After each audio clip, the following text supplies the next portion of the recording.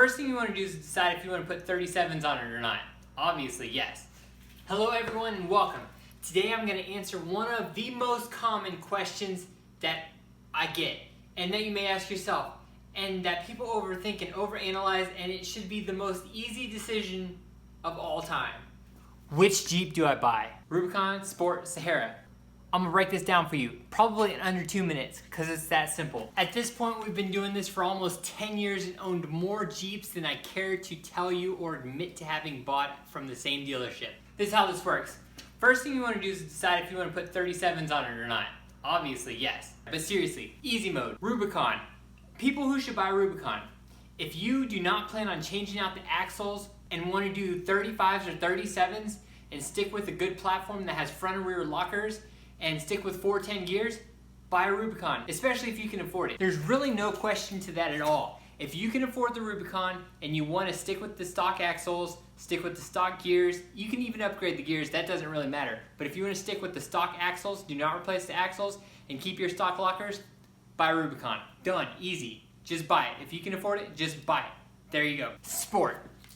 If you are thinking about changing out the axles, if you just want to have a Jeep, to own a Jeep, buy Sport. If you want to mod it out beyond belief, buy a Sport. Save the money. You're really just buying a bunch of stuff on the Rubicon that you're going to take out anyways. So if you're going to change out everything on the Jeep, mod it out, or you just want to get into a Jeep, buy a Sport. It's that simple. Sahara. Who should buy a Sahara? If you want to feel luxurious in a vehicle that isn't really luxurious, but it kind of makes you feel luxurious, then buy a Sahara.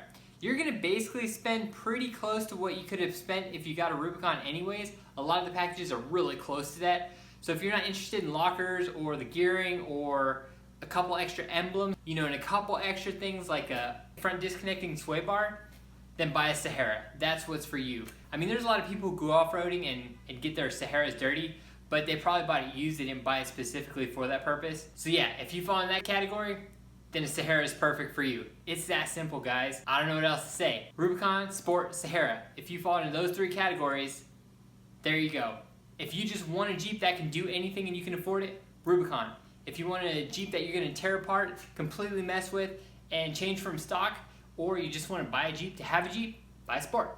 If you want to feel luxurious in a vehicle that wasn't meant to feel luxurious, but you still have a Jeep feeling kind of luxurious, buy a Sahara.